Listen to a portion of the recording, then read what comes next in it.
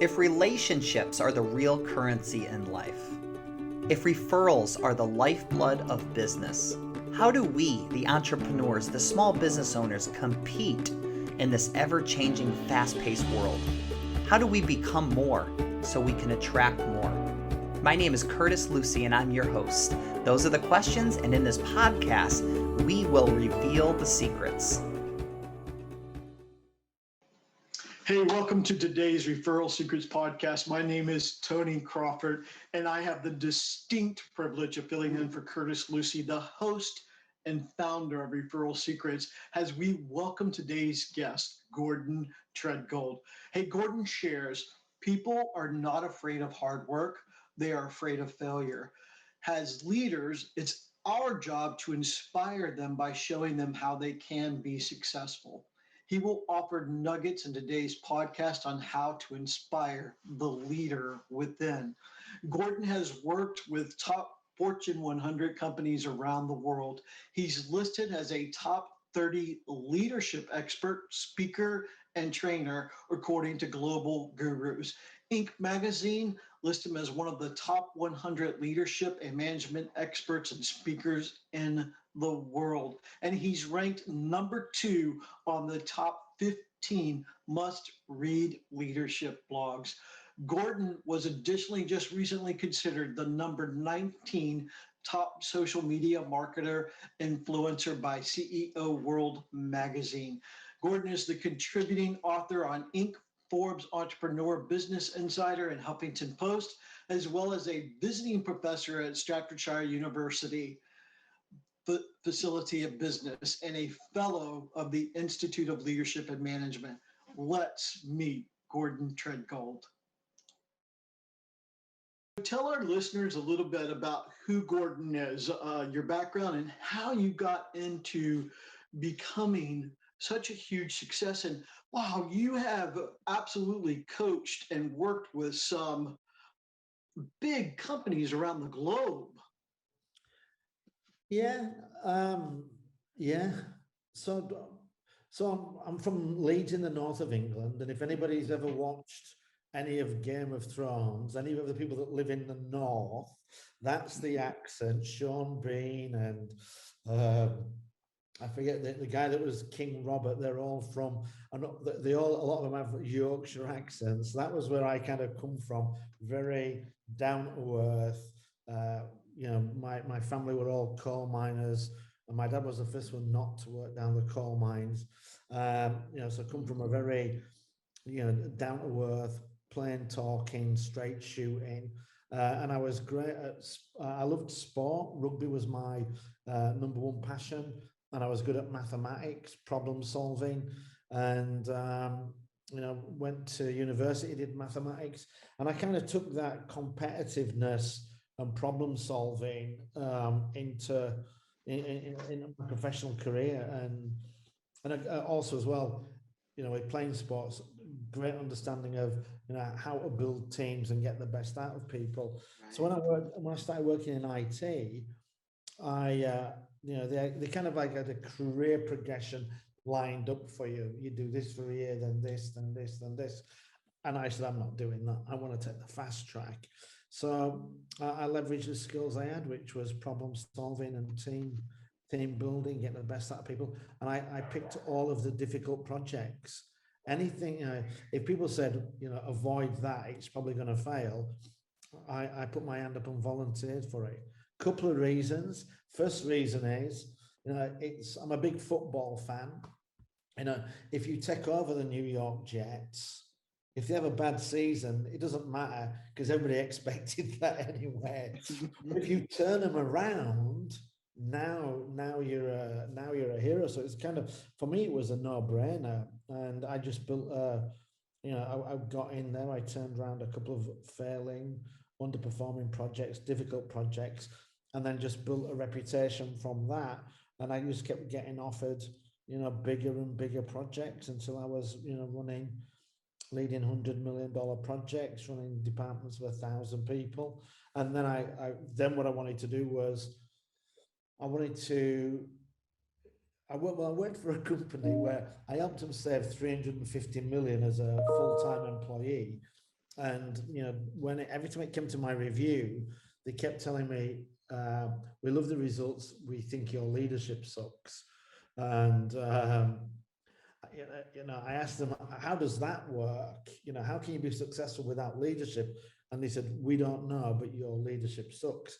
And that got me wanting, two things. One, I wanted to share the leadership approach I was taking with other people, so that I could, help them benefit how to do this. Because as I said, being a mathematician, I'm really good at breaking things down into a step-by-step repeatable process. So what I could do, I could teach others to do. And because the company that I worked for said I lacked leadership, I wanted to become a top leadership expert.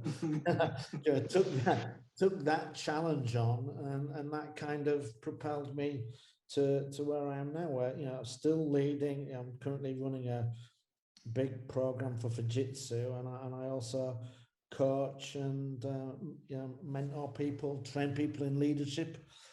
Got invited to go to Dubai today to teach 15 people in a company leadership.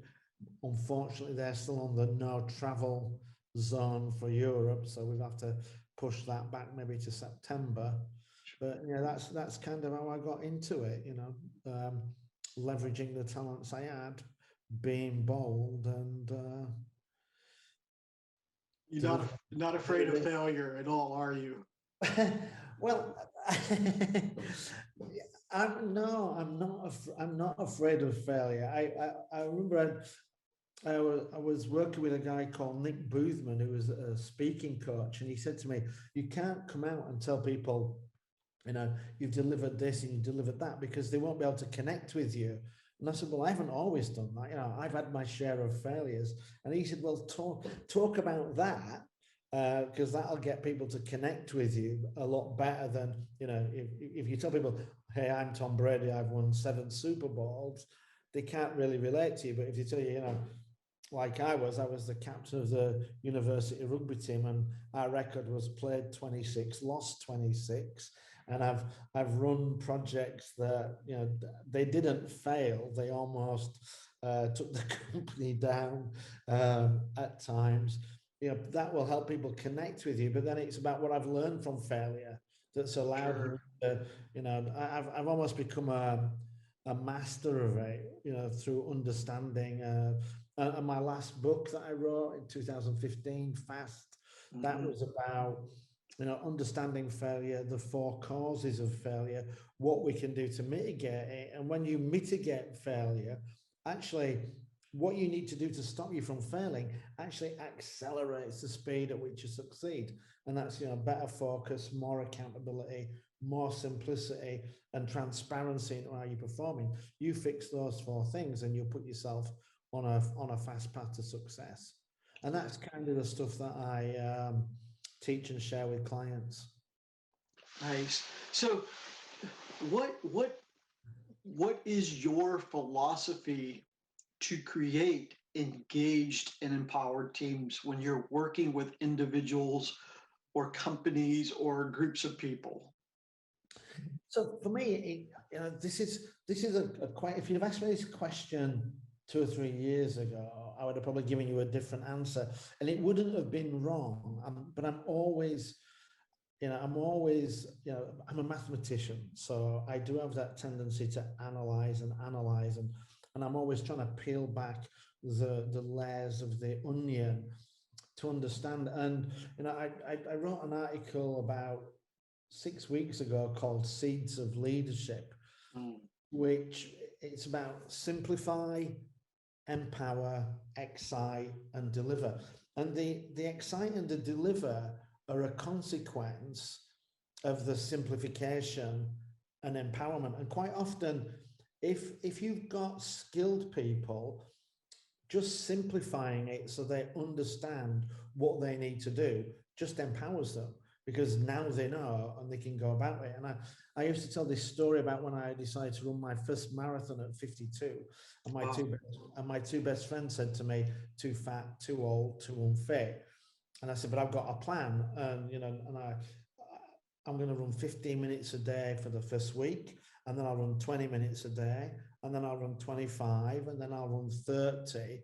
And they said to me, so you're just going to run 5 minutes more every week? And I said, yeah, but in 26 weeks, I'll be up 4.5 hours, which is enough to run a marathon. And they said, we'll do it with you. So that simplification of how to do it empowered them to feel that they could run a marathon. They knew they couldn't do it today, but they could see how step by step, within 6 months, we're going to be running a marathon. So that empowered them. And once they became empowered and thought, I can do this, oh, wow, I'm going to be able to run a marathon. I'm excited. And we delivered. So we have to do a lot of that in the work we do. And the, you know, people who say to me, well, you know, you're really knowledgeable about this or that.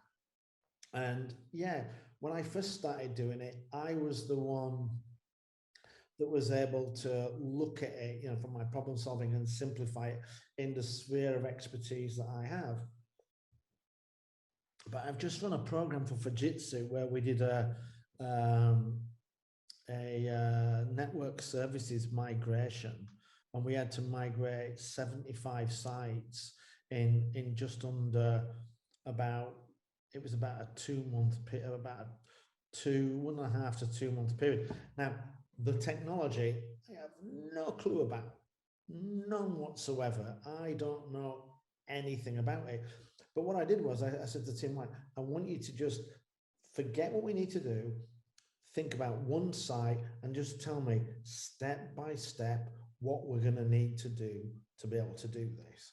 And they said, well, it's quite complicated. I said, yeah, but remember what Einstein says, if you can explain it to an 8-year-old, if you can explain it to an 8-year-old, you don't understand it. Mm-hmm. So I'm not 8, so explain it to me. So I got them to explain it to me simply.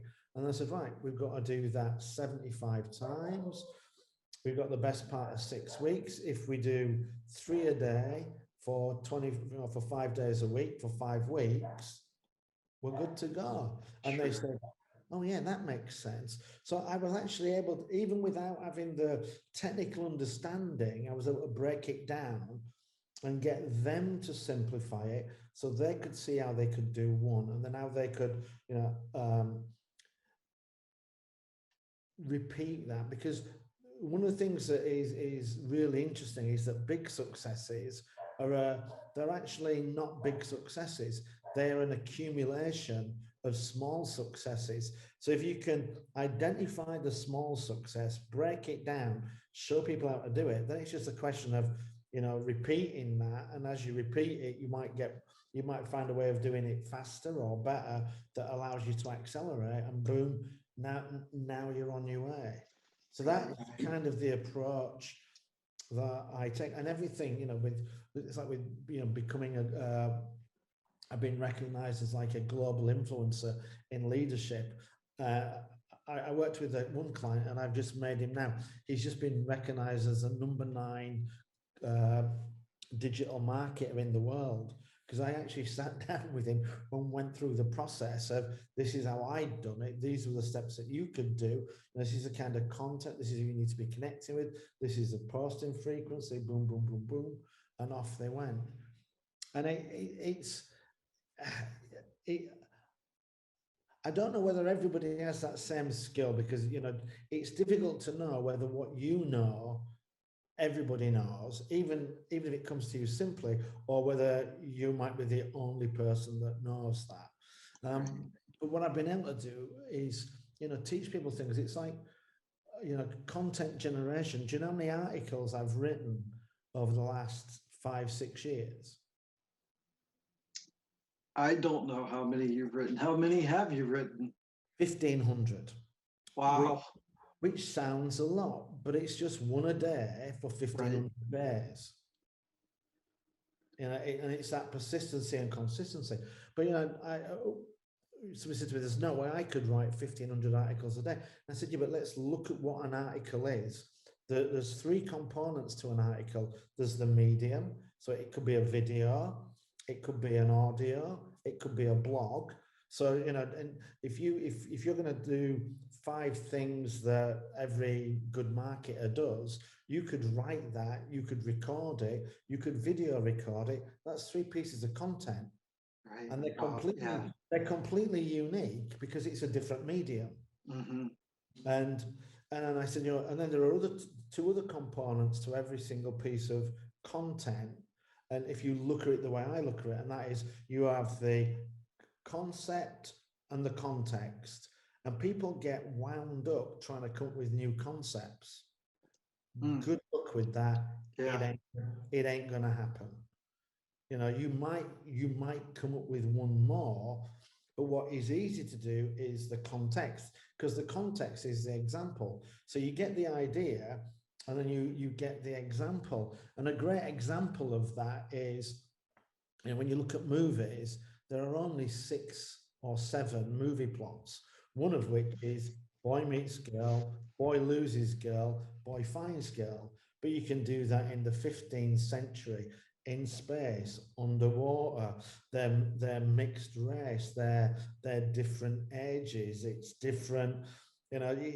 It's this exact same story, but by using a different example, you can tell that same story many times. So what you need to do is identify the existing concepts and then just find new examples of it. So a great concept in leadership is it's not about position, it's about action.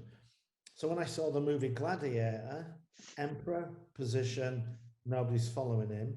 Gladiator, slave, but everybody's following him. So I'm able to articulate that in a context that people understand in order to make that piece of information accessible. And by teaching people how to look at content in that way, now every time you see something, you try to think, instead of what's a new concept, you see things. It's like what's the concept that example exhibits. So, if I watch Tom Brady move to a new franchise and win the Super Bowl, I can talk about the benefits of a new, bringing a winning leader into a dysfunctional culture, how that can transform that and create a winning culture. Right. Or when Peyton Manning retired, I could write about 5 leadership lessons from Peyton Manning, and just talk about the things he was good at. So you're just using all of these examples.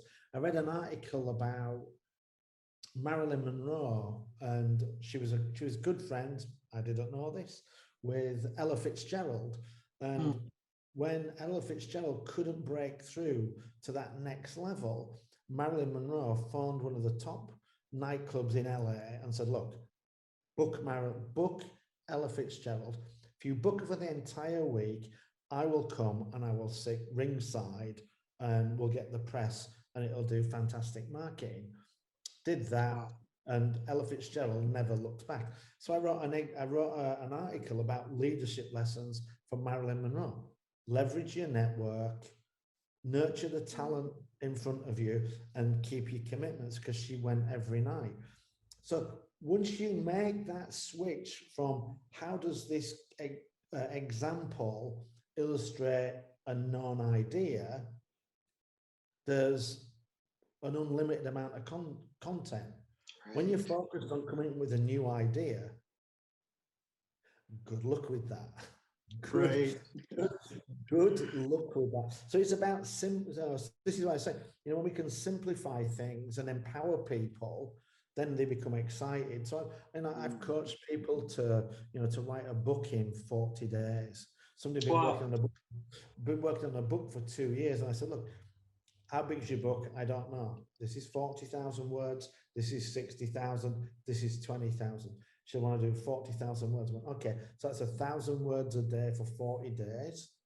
I was like, "Really?" And I went, "Yeah, I have a degree in mathematics, but let me just recheck 40 times 1. Yeah, 40,000 words, and it'll take about an hour to 45 minutes to write the words." And what the book is you want to write. She was writing one about 8 areas of life in which you have to win and to be successful. So I said, "How many chapters in your book?" "I don't know." I said, 10. introduction, one for each of the 8 areas, and then a conclusion. And if you've got 10 chapters, that's 40,000 words. That's 4,000 words a chapter. So for each area, you can tell me what it is, why it's important, how I can get better at it, and what will be the benefits of getting better at it. And that's like almost 1,000 words each. So now you've got your framework, you know what you're going to write every day. You already know all of this stuff inside you. And she's like, stop. I've got to go home and write the book. Right.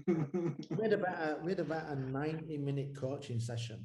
She booked 2 hours. She called it quits after 90 minutes, and then 40 days later, she sent me the draft manuscript that she sent to the publishers. Wow. That is so awesome. And it's so cool how you do simplify things. It does get people to look at it differently. Yeah. Well, she said to me, but what about editing? Not your job. You're the author. But what about, what about the cover? Not your job. You're the author. What about this? Not your job. You're the author. Right. Just get the content down, and then you can, if you land the publisher, they'll take care of all that. Know what your job is. It's your job's not to be the editor. You can, if you can edit, then yeah, you can go and do that. If you can't afford somebody, you can go and do that. But don't worry about the editing before you've written the content that's inside you. It's almost like, for a lot of people that I meet and I've coached to write books, they've got all this kind of like muffin mix, but what they don't have is a muffin tray to pour it into. And a lot of it is just about giving them the tray so they can pour it in. Then once it's in, then you can start faffing around with decorating it or making them, if you want them to be a little bit bigger, you can do that. But, it's just about simplifying to empower people. And when they're empowered, they become excited. And when they're excited, they deliver. It is as simple as that. Yeah, absolutely. Thank you for sharing all of that. Now, you have a couple of books out. One of those books is Fast, and you did reference that earlier. What inspired you to write that book, and what is one of the nuggets that you can give our listeners today from that book? Okay, so my first book was called Leadership. It's a marathon, not a sprint. And I just wanted to write a book on leadership, so I went and did that. And then I was coaching somebody, and I asked them, "What are your top 3?" I was coaching them for an interview to help them land a job. And again, simple process. Don't tell me what you do. Tell me who you are. And we agreed that he was a commercially minded IT exec that delivers the promised return on investment. So he knew who he was. And then I was asking, what are your 3 strengths? And he said, I don't know. What are yours? And I said, well, actually, that's a great question. I don't know. I would have said it, honesty, hard work, determination. So, but those are just qualities that everybody has. What is it that differentiates me? And I know I went back and I thought, do I have a process that I follow when I'm turning around these failing projects and underperforming departments? And if I do, can I extract it, document it, and then teach it to other people? So I went and looked at it and I thought, okay, what do I do? Very simply, when something's failing, I find the cause of failure and I fix it. Okay, that sounds repeatable as long as you know what the cause of failure is. And I thought, okay, are there common causes of failure? And I went and I looked at the examples that I'd worked on, and there were 4 recurring themes. It was a lack of focus. People didn't know what success looked like. Like the young lady, she wanted to write a book, but she didn't know how many words it is. If you don't know how many words your book is going to be, how do you know when you're finished? How do you know when you're halfway through? You can't do that. Right. So you've got to be clear about the goal, communicate and share. Second thing, it's about accountability. Do we know who's involved? Have we communicated to them what we expect? and have we got agreement for them that they're going to do it? And if you do that, with the focus, that'll help increase your effectiveness because you've now got the right people doing the right thing, and that's going to move you forward. And then the next two reasons we fail is one is a, a lack of simplicity. We overcomplicate things. We do it in a crazy way. So, and when we complicate it and we lose understanding of how we're going to be successful, that's when we become demotivated and stop. So if we simplify it, that's going to empower people. And then transparency. And transparency is about, do we know what's involved? So when we want to run a marathon, running a marathon is not about running 26 miles. It's about training for 6 months. If you do that, then you'll be able to run 26 miles. So you need to know what's the full scope of it. A baby takes 9 months to deliver. You can't do it in 7. You can't do it in 6. It's going to take at least 9 months. So are we clear about what the timing that's involved so that we're setting up ourselves to be successful?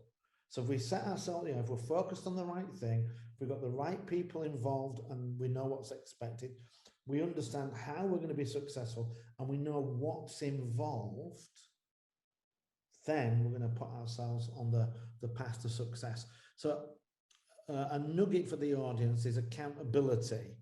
You cannot make people accountable because accountability is something that we accept. It's about ownership. I can make you responsible and say, this is your job, but I can't make you own that job. But what I can do is I can help facilitate that. And there's a simple way to get people to accept accountability. And that is to ask the question, do you have everything you need in order to be successful? And when they say yes, they've subconsciously accepted accountability because they just told you, I have everything I need to be successful. Mm-hmm. Now, a lot of people say to me, but what happens if they say no?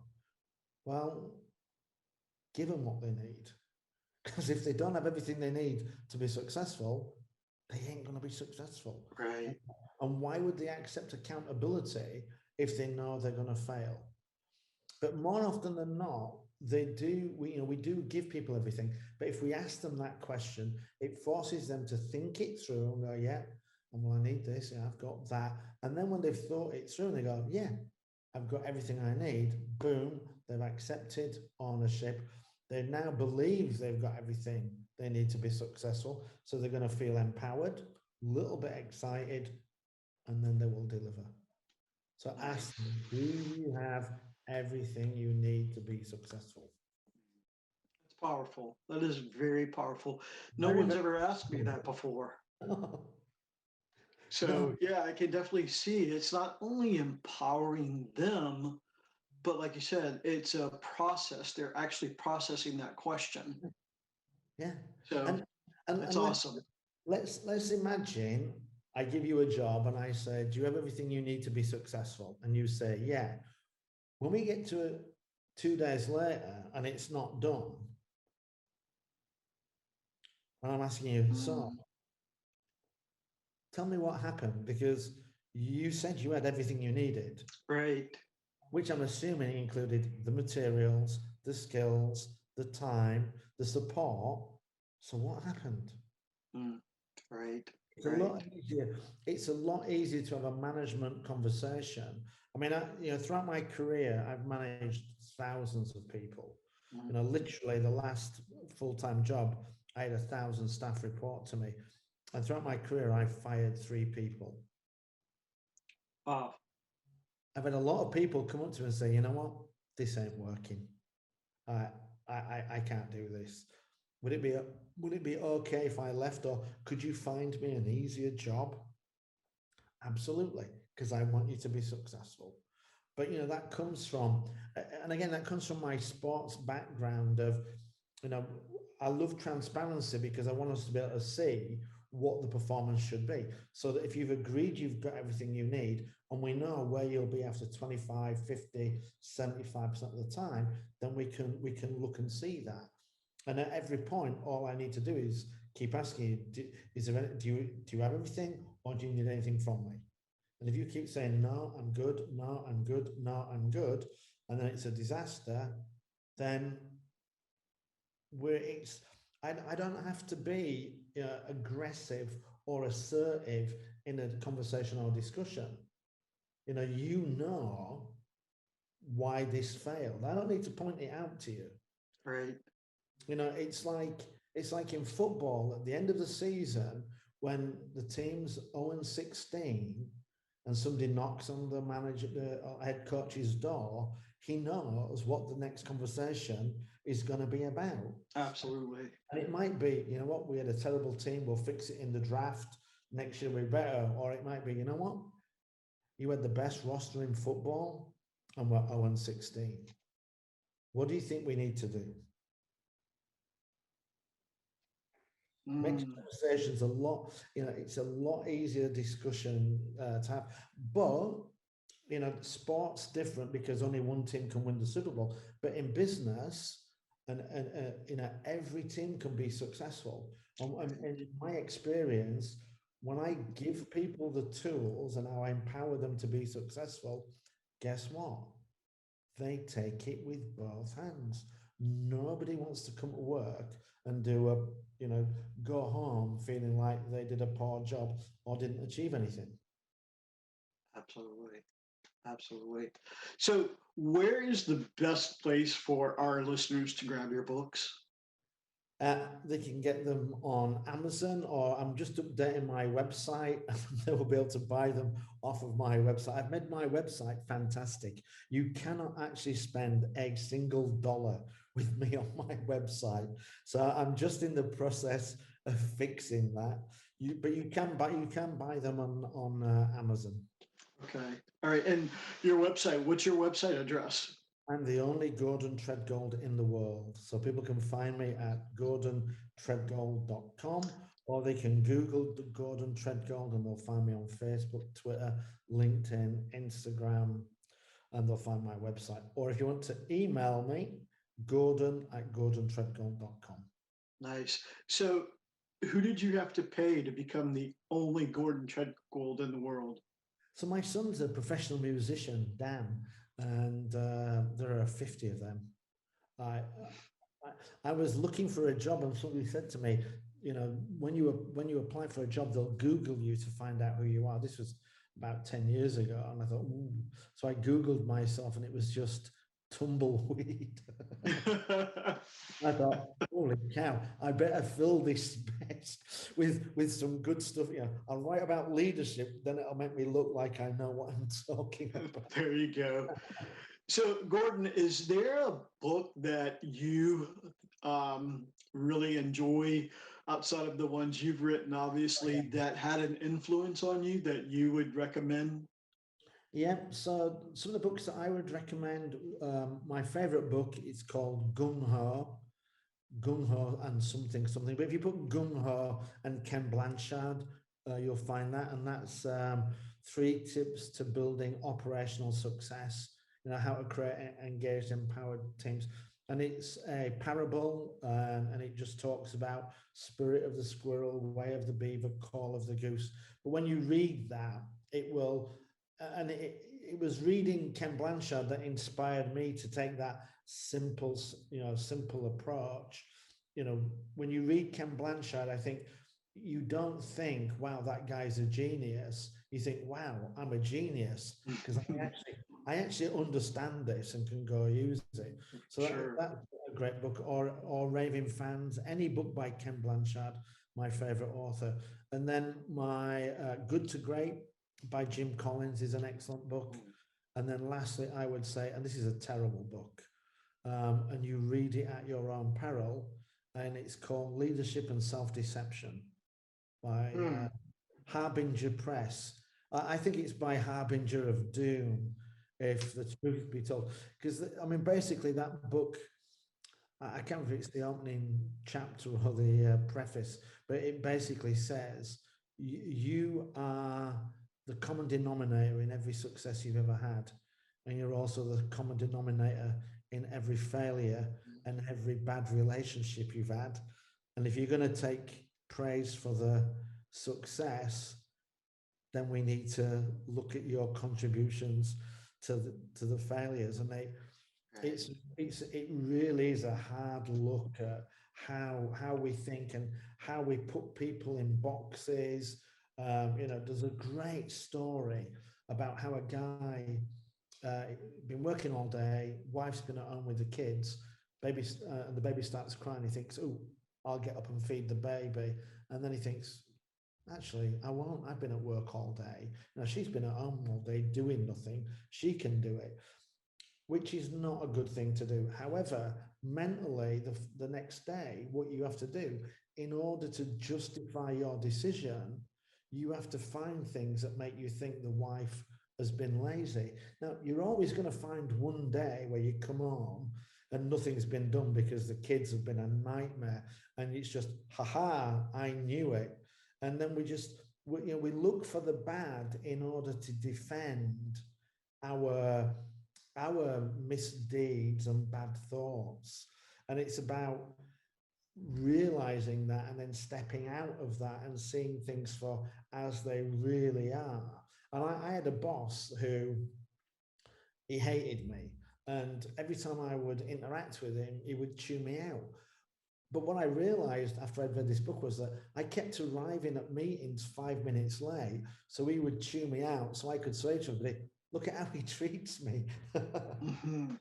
But Right. but once you know that, you can start to think, well, okay, let me correct my behavior, and let's see what the impact is on, maybe the guy's not a pain in the ass, maybe it's my behavior.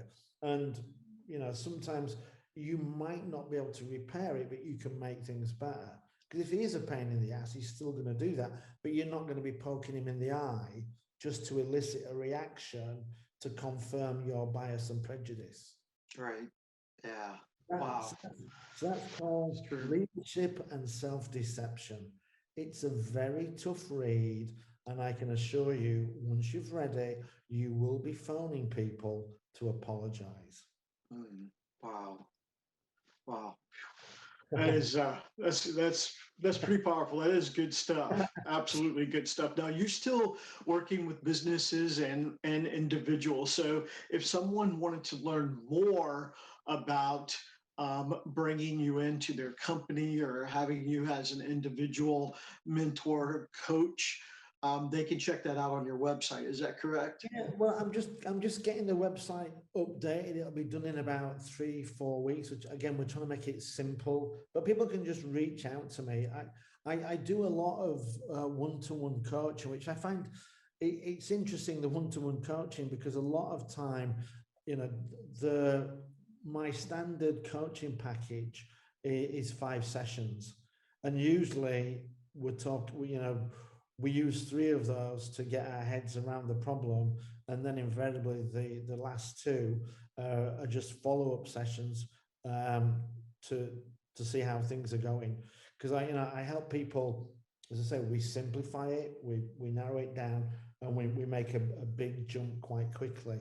So it does mean the coaching business for me is quite tough, because I'm constantly looking for new clients. I'm not tying people into 15 weeks, 30 weeks, 1 year Sure. coaching programs. I don't do that.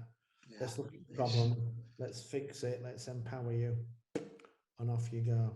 Yeah. Wow. Nice. Nice. So, tell us a little bit about some of the impressive volunteer work you do in Africa. So I work with a group called 1 Billion Africa, and I've been working and mentoring with them now for, it's actually 7 years. And basically I've been, working with them, supporting them. And basically their philosophy is, there are 1 billion problems in Africa. There are 1 billion people in Africa. Maybe if we try and fix one problem each, we could Mm. sort this place out. So that's what they do. They go out and they volunteer, and they work to, and it's about, basically it's about teaching people to fish, so that they empower the people, so that they can try and have some control over their own destiny. So they were providing IT hardware, repurposed IT hardware to orphans, and then teaching them IT skills so that they could have a career path into IT. They've been working with women entrepreneurs, helping them understand how to set up their own businesses so that, again, they become self-sufficient. They've been teaching kids in rural areas. And at the moment, I'm just working with them. As I say, it's a 7-year anniversary, and we're just working on a GoFundMe campaign because we've impacted around 15,000 people Wow. 7 years, and our goal is to do over 100,000 in the next 7 years. So we're running a campaign that's based on the saying, if you want to go fast, go alone, which is what we've done for the last 7 years. If you want to go far, go together. So they're now starting to look to get some funding so they can multiply what they've done by factor 7. Wow. And I'm working with them on that campaign, and they predominantly based in Ghana, but we're going to try and do 7 times as much as what we've done in Ghana, but also reach out to the next 7 countries to empower other people to get to do that. That And is so nice. the guy that runs that is a guy called Prince Aduapia, and volunteer and a truly inspiring leader. I could see him being the head of the UN one day. One of the most inspirational people I've ever met. Wow, nice. Uh, Tell me a little bit about raising passionate leaders for betterment of society. So yeah, I'm. That is basically the other thing that I do. I'm running leadership training at the moment. I do a 6-week course every Thursday, just in the middle of one at the moment, but we'll be starting it again in July, and then probably look at putting that as a web-based option to bring the price down and make it more accessible. My philosophy on leadership, again, simplicity. We have too many leaders that are assholes, and a lot of the leadership. Sorry, did I say that out loud? You did. I love it. Awesome. And there's a lot of training around trying to authenticity, value-based leadership, but a lot of that is about how to make assholes non-assholes. um and my and I'm done with that. What I want to do is I want to try and give um good people that have got that right leadership spirit, one of serving, servant leadership, stewardship, putting people first. I want to give them the delivery skills. So I think it's easier to teach somebody who's nice how to deliver than it is to teach an asshole that can deliver how to be nice. I Right. mean, I've been down that path multiple times. People don't tend to change. I've had some success changing one or two, but it's a damn sight easier helping nice people become delivery and leadership experts. And when you can do that, then we can end up with some great leaders. So, that's the passion. It's about helping create that next generation of kind, heart-centered leaders that deliver amazing results. Yeah, that is so awesome, Gordon. Thank you so much. Oh, you're You know, welcome. thank you for being with us today. Thank you for taking time out of your day. I think you're 6 hours ahead of us. Yeah, so it's coming up to 9 o'clock for me now. So it's time to go get that glass of wine. Absolutely. What that says. Nice. So let's end this with just give our listeners one more nugget that they can just really embrace for their professional life, their business life, their leadership skills, and we'll call it a great interview.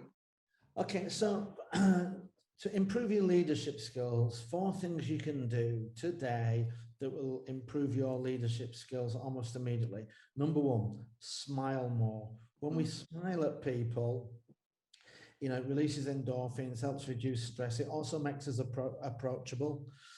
Second is to listen more. When we listen to people, we show them respect. When we show them respect, it helps to build trust. And we also can learn more when we listen. My grandma always said, 2 ears, 1 mouth. Use them in that ratio.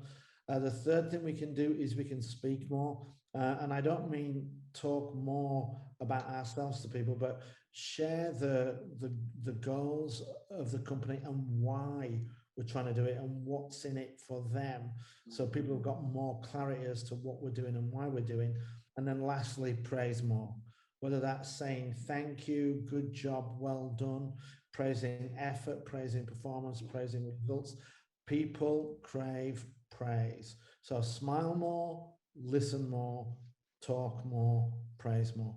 If you do that, that will help engage your teams, build trust, and get more out of them. Nice, amazing. Gordon, thank you so much. Thank you for being here with us. Thank you for sharing. And I just appreciate you so much and what you brought to the interview today. So thank you. Thank you. My pleasure. Hey there, it's Curtis again. If you have not downloaded the 7 most powerful referral secrets, hop on over to referralsecrets.com. It's free. That's simply referralsecrets.com. Also, we give away prizes every week to our subscribers. So make sure you click the subscribe button. Thank you again for listening to another episode of Referral Secrets.